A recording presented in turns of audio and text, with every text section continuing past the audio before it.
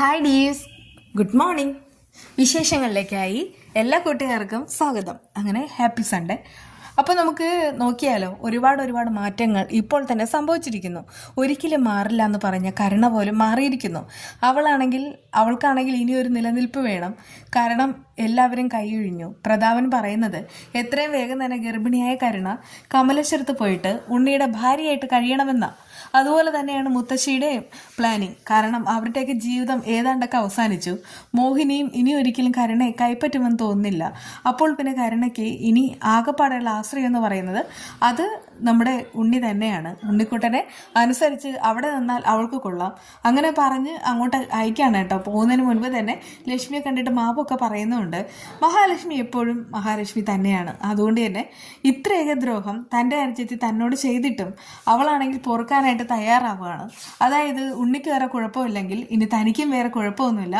അവളോട് മാനമര്യാദയ്ക്ക് കമലേശ്വരത്ത് കഴിയാം എന്നുള്ള കാര്യം അറിയിക്കുകയും ചെയ്യുന്നു. പക്ഷേ മഞ്ജു ആണെങ്കിൽ നന്നായിട്ട് കൊടുത്തിട്ടാണ് വിടണത്.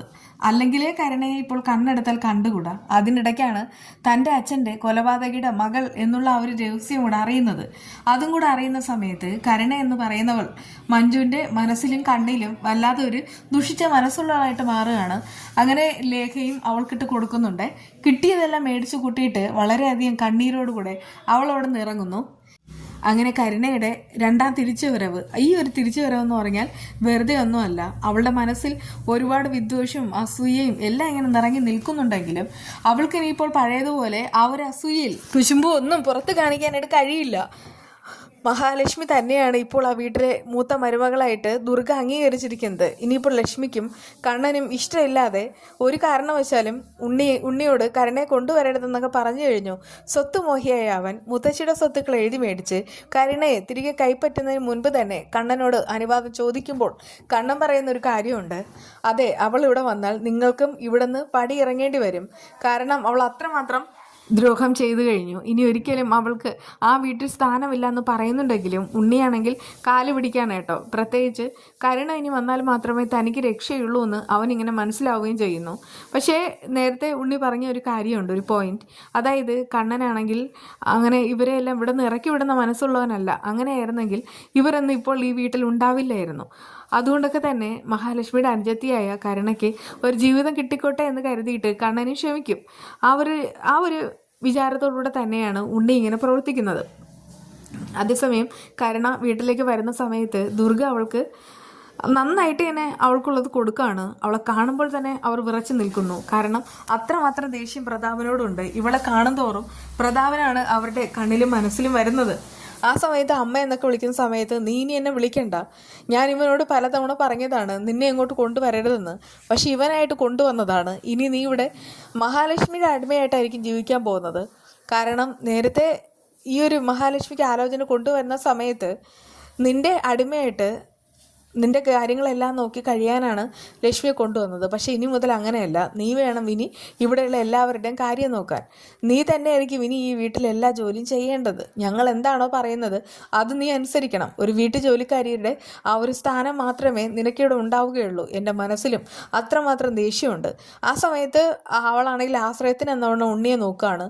ഉണ്ണി പക്ഷേ അതിനേക്കാളും അപ്പുറമായിട്ട് അവളോട് സംസാരിക്കുന്നുമുണ്ട്. എന്തെങ്കിലും ഒരു ദയ ഇനി ഒരിക്കലും താൻ അവരിൽ നിന്ന് പ്രതീക്ഷിക്കേണ്ടെന്ന് കരുണയ്ക്ക് മനസ്സിലാവാൻ തോറും കണ്ണിൽ ഇരുട്ട് കയറുകയാണ്. അവൾക്കിപ്പോൾ ഏറ്റവും കൂടുതൽ ദേഷ്യം തോന്നുന്നത് തൻ്റെ അച്ഛനോടാണ്. അച്ഛൻ വർഷങ്ങൾക്ക് മുൻപ് ചെയ്ത ആ ഒരു കൊലപാതകത്തിൻ്റെ പാപഭാരം മുഴുവനും അനുഭവിക്കുന്ന താനും അച്ഛനാണെങ്കിൽ ഒന്നും അറിയുകയും വേണ്ട. എന്തായാലും കരുണയ്ക്ക് അവിടെ വലിയ സങ്കടമാണ്. ഇനി അതിലുപരിയായിട്ട് കണ്ണൻ തിരിച്ചു വരുന്ന ഒരു മൊമെൻ്റ് ഉണ്ട്. ഇപ്പോൾ കണ്ണൻ അവിടെ ഇല്ല. കണ്ണൻ വരുന്ന സമയത്താണ് ഇനി കൂടുതൽ അനുഭവിക്കേണ്ടത്. അതൊക്കെ ഓർത്തിട്ട് അവൾക്ക് ആകെ ടെൻഷനാവുന്നു. അന്നേ കണ്ണൻ പറഞ്ഞതാണ് ഇവളെ എനിക്ക് കണ്ണു മുന്നിൽ കാണണ്ടാന്ന്. എന്തായാലും പക്ഷേ കണ്ണനാണെങ്കിൽ അവളോട് കൂടുതലായിട്ട് ദുഷ്ടത്തിലൊന്നും കാണിക്കാൻ പറ്റില്ല. മോഹിനിയുടെ കാര്യം മനസ്സിലോർക്കും. അതുമാത്രമല്ല മഹാലക്ഷ്മി ഒരിക്കലും ഇവളെ കുറ്റപ്പെടുത്താനായിട്ടൊന്നും ഒന്നും പറയില്ല. പക്ഷേ ഇവളിനി ഈ വീട്ടിലെ ജോലിക്കാരിയായിരിക്കും. അത് 100% ഉറപ്പുള്ള കാര്യമാണ്. അത് അങ്ങനെ തന്നെയല്ലേ വേണ്ടത്. കാരണം അന്നാണെങ്കിൽ കണ്ണൻ വീൽ ചെയറിലിരിക്കുന്ന ആളാണെന്ന് ഇവൾ അറിയുന്ന ആ ഒരു നിമിഷം ഇവൾക്കുള്ളൊരു സന്തോഷം പറഞ്ഞറിയിക്കാൻ പറ്റാത്തതാണ്. അന്ന് മഹാലക്ഷ്മി ആണെങ്കിൽ ഈ കാലിന് സ്വാധീനമില്ലാത്ത ആളുടെ ഭാര്യയായി പോകുന്നല്ലോ എന്നോർത്തിട്ട് ഭയങ്കര സന്തോഷമായിരുന്നു. അങ്ങനെയുള്ള ഇവൾ ഇനിയാണ് അനുഭവിക്കേണ്ടത്. എന്തായാലും പണത്തിനും സ്വത്തിനും മുൻതൂക്കം മാത്രം കൊടുക്കുന്ന ഇവളുടെ ഭർത്താവാണെങ്കിൽ അവർ സ്വത്ത് മേടിച്ചിട്ടാണ് ഇവളെയാണെങ്കിൽ വീണ്ടെടുക്കുന്നത്. അതുകൊണ്ട് തന്നെ ഇനി സംഭവിക്കാൻ പോകുന്നത് ആ മുത്തശ്ശിയുടെ സ്വത്ത് ഉണ്ണിയുടെ പേരിലാവുന്നു. കേസ് പറയാൻ മാത്രം ഇനി പ്രതാപൻ്റെ കയ്യിൽ ഒന്നും മിച്ചം ഉണ്ടാവില്ല. അങ്ങനെയാണെങ്കിൽ ഇനി കരുണയ്ക്കും ഒന്നുമില്ല. ആ മുത്തശ്ശി അടക്കം എല്ലാവരും ഇനി തെരുവിലേക്ക് ഇറങ്ങേണ്ടി വരും. എന്തായാലും ഇനി അനുഭവിക്കാൻ പോകുന്നത് മുഴുവനും ആ മുത്തശ്ശി തന്നെയാണ്. കാരണം അത്രമാത്രം ദ്രോഹം അവരാണെങ്കിൽ മഹാലക്ഷ്മിയോട് ചെയ്തു കഴിഞ്ഞു. മഹാലക്ഷ്മി മഹാറാണിയായിട്ട് കമലേശ്വരം തറവാടിൽ ജീവിക്കുന്ന സമയത്ത് അവൾക്ക് സപ്പോർട്ടായിട്ട് കണ്ണനുണ്ടാവും, ദുർഗയുണ്ടാവും, മഞ്ജു മാറിക്കഴിഞ്ഞു, മഞ്ജുവുണ്ട്, അതുപോലെ തന്നെ ലേഖയും ആനന്ദവും എല്ലാവരും ഉണ്ട്. അതിലുപരിയായിട്ട് കണ്ണൻ്റെ ആ ഒരു സ്നേഹവും കരുതലും എല്ലാം ഉണ്ട് താനും.